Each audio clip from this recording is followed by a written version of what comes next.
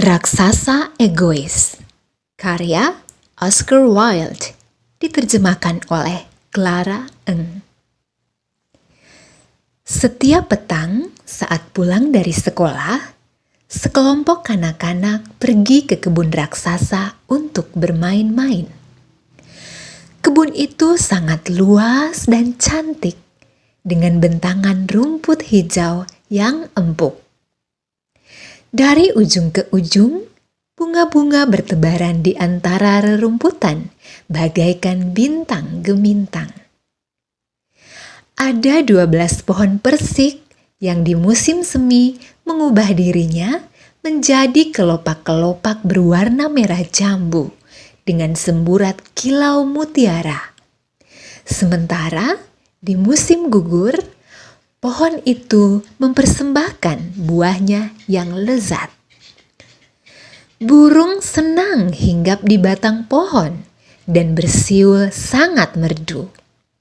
Sampai-sampai kanak-kanak itu berhenti bermain untuk menikmati suara indah sang burung.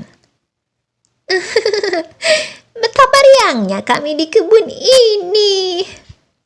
Mereka saling berseru-seru satu sama lain. Pada suatu hari, raksasa kembali pulang.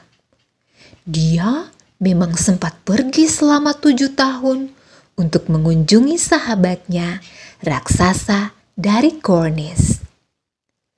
Selepas 7 tahun, setelah dia menyampaikan kepada sahabatnya semua yang ingin dia katakan, karena kemampuan bercakapnya sangat terbatas, raksasa memutuskan untuk balik ke istananya sendiri. Namun, setibanya di sana, dia melihat sekelompok anak-anak sedang bermain di kebunnya.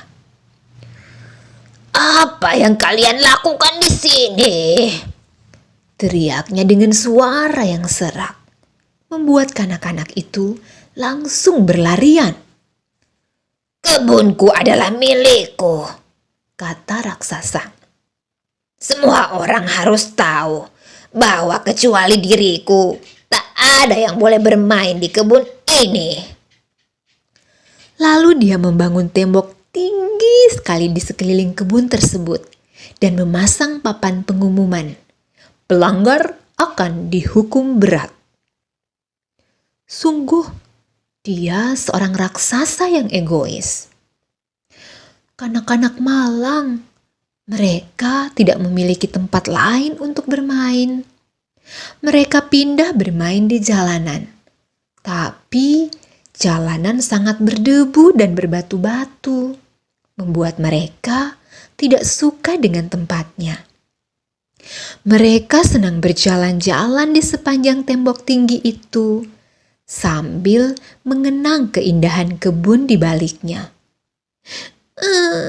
Betapa riangnya kami di kebun itu. Mereka masih sering berseru-seru satu sama lain.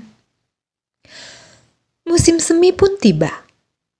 Seluruh negeri dipenuhi dengan kelopak-kelopak mungil dan burung-burung kecil. Tapi musim dingin tak berpindah dari kebun raksasa. Para burung tak ingin bernyanyi tanpa kehadiran kanak-kanak, dan pepohonan seakan lupa merekah. Sekuncup bunga mekar dari antara rerumputan. Namun, ketika sang bunga membaca papan pengumuman itu, dia mengasihani kanak-kanak tersebut, sampai-sampai kelopaknya kembali terkulai, lalu lenyap di bawah tanah. Satu-satunya makhluk yang senang dengan situasi tersebut adalah Dewi Salju dan Pangeran Embun Beku. Oh, musim semi mengabaikan kebun ini, teriak mereka. Ya, sekarang kita dapat tinggal di sini selama-lamanya. Dewi Salju menutupi rerumputan dengan gaun lebarnya yang putih, dan Pangeran Embun Beku mengecat seluruh batang-batang pohon dengan warna perak. Mereka mengundang angin utara untuk tinggal bersama mereka. Angin utara tiba dengan selubung mantel bulunya, dan dia mengaum sepanjang hari di kebun itu, mengembus-hembus lewat cerobong asap. Ini tempat yang sangat mengasihkan, serunya. Kita harus mengundang hujan es. Hujan es pun datang. Setiap hari selama 3 jam, hujan es mengobrak-abrik atap istana sampai menghancurkan genteng-gentengnya. Dan dia mengitari seluruh kebun dengan desing kecepatan yang luar biasa. Hujan es berpenampilan kelabu, dan nafasnya dingin seperti air beku. Aku tak habis pikir, mengapa musim semi terlambat datang? Kata raksasa yang egois. Dia memandang keluar jendela dan menatap kebunnya yang dingin dan diselimuti dengan warna putih. Aku harap musim segera berganti. Namun musim semi tak pernah datang. Demikian juga dengan musim panas. Musim gugur memberikan aneka buah-buahan berwarna kuning keemasan bagi seluruh kebun. Yang jelas bukan untuk kebun raksasa. Dia sangat egois. Begitu kata musim gugur. Sebab itu hanya musim dingin yang tinggal di sana. Begitu juga dengan angin utara, hujan es, pangeran embun beku, dan dewi salju. Mereka menari-nari di antara pepohonan. Suatu pagi, ketika raksasa sedang berbaring di ranjangnya, dia mendengar musik yang sangat merdu. Suara itu mengalun manis di telinganya, sampai-sampai dia berpikir, pastilah para pemusik kerajaan sedang lewat di depan istananya. Padahal suara itu hanyalah suara burung kecil yang bernyanyi di luar jendela. Tapi sudah lama sekali dia tak mendengar suara burung bersiul di kebun. Baginya, nyanyian itu bagaikan lagu terindah di dunia.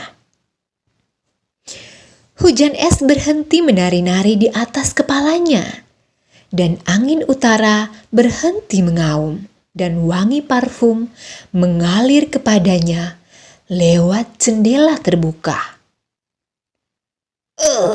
Kurasa musim semi telah tiba akhirnya, seru raksasa. Dan dia melompat dari ranjangnya untuk melihat keluar. Apa yang dilihatnya? Dia melihat pemandangan yang sangat menakjubkan. Lewat retakan kecil di tembok, kanak-kanak menyusup masuk dan mereka sedang duduk di batang-batang pohon. Di seluruh pohon-pohon yang tumbuh di kebun, raksasa hanya melihat kanak-kanak. Pohon-pohon tak keberatan kanak-kanak berdatangan lagi, sehingga mereka mulai merekahkan kelopak-kelopaknya dan mengayun-ayunkan lengan mereka di atas kepala kanak-kanak tersebut. Burung-burung beterbangan di atas dan bersiul-siul riang gembira, dan bunga-bunga mekar di antara rerumputan hijau, tertawa-tawa. Sungguh pemandangan yang sangat cantik. Sayangnya, di pojok kebun masih tampak musim dingin. Di sudut yang lebih jauh lagi, tampak seorang anak kecil. Tubuhnya sangat mungil sehingga dia tak sanggup menggapai batang pohon terdekat. Dan dia hanya berputar-putar di sekitarnya sambil menangis sedih. Pohon itu masih ditutupi dengan embun beku dan salju. Dan angin utara masih bertiup dan mendegam-degam di atasnya. "Naiklah, nak," seru pohon. Dan dia mengulurkan cabangnya serendah-rendahnya, tapi bocah itu terlalu kecil untuk meraihnya. Dan hati raksasa meleleh ketika dia melihat peristiwa itu. Betapa egoisnya aku, katanya. Sekarang aku tahu mengapa musim semi tak pernah datang ke sini. Aku akan mengangkat bocah kecil itu ke atas pohon, dan aku akan menghancurkan tembok, sehingga kebunku bisa menjadi taman bermain untuk anak-anak selamanya. Dia menyesali perbuatannya. Lalu dia mengendap-endap turun dan membuka pintu depan dengan sangat hati-hati dan keluar menuju kebun. Begitu kanak-kanak melihat raksasa, mereka sangat ketakutan, sehingga mulai berlarian ke segala arah, dan kebun pun berubah menjadi musim dingin lagi. Hanya anak kecil itu yang tak berlari, sebab matanya penuh dengan air mata. Dia tak melihat raksasa datang kepadanya. Dan raksasa menyelinap ke belakangnya dan mengangkat bocah itu dengan lemah lembut dan meletakkannya di atas pohon. Langsung saja pohon itu mekar dengan bunga-bunga dan burung-burung berdatangan dan bernyanyi di sana. Si anak kecil menjulurkan kedua lengannya, memeluk leher raksasa dan menciumnya. Kanak-kanak lain melihat raksasa tak seperti dulu, berhamburan ke kebun, dan bersama mereka musim semi hadir kembali. Inilah kebunmu sekarang, anak-anak, kata raksasa itu. Dan dia mengambil kapak besar dan mulai menghancurkan tembok yang mengelilingi kebun tersebut. Ketika warga desa pergi ke pasar pada jam 12, mereka melihat raksasa sedang bermain-main di kebun yang sangat indah, yang terindah dari yang pernah mereka lihat. Seharian mereka bermain, dan ketika senja tiba, kanak-kanak mengucapkan selamat tinggal kepada raksasa. Kemana kalian? Tanyanya. Bocah yang aku taruh di batang pohon itu, kemana dia? Raksasa sangat suka dengan anak lelaki itu, karena dialah satu-satunya yang pernah menciumnya. Kami tidak tahu, jawab mereka. Dia sudah pergi. Kalian harus katakan kepadanya bahwa dia harus datang besok, kata raksasa. Kanak-kanak itu mengatakan mereka tak tahu di mana anak lelaki itu tinggal, bahkan tidak pernah melihatnya sebelumnya. Dan raksasa merasa sangat sedih. Setiap petang saat sekolah telah berakhir, kanak-kanak kembali lagi dan bermain bersama raksasa. Namun, bocah cilik yang sangat dicintai oleh raksasa tak pernah kelihatan lagi. Raksasa sangat baik kepada seluruh anak-anak, tapi dia sangat rindu dengan sahabat cilik pertamanya. Dan karena itu, raksasa sering berbicara tentang si bocah. Betapa inginnya aku berjumpa lagi dengannya. Dia sering berkata seperti itu. Tahun demi tahun berlalu dan raksasa menua dan menjadi lemah. Dia tak bisa lagi bermain-main seperti sedia kala. Sehingga dia duduk di kursi besar dan menonton kanak-kanak bermain di depannya sambil mengagumi kebunnya. Aku memiliki banyak bunga-bunga yang indah, katanya. Tapi kanak-kanak adalah bunga yang terindah dari segalanya. Suatu pagi di musim dingin, dia memandang keluar jendela ketika dia sedang berganti baju. Dia tak lagi membenci musim dingin, sebab dia tahu musim semi sedang tertidur saat itu, dan bunga-bunga sedang beristirahat. Tiba-tiba, dia mengusap-usap matanya dengan heran, dan kembali memandang dan memandang lagi. Sungguh, sebuah panorama yang sangat indah.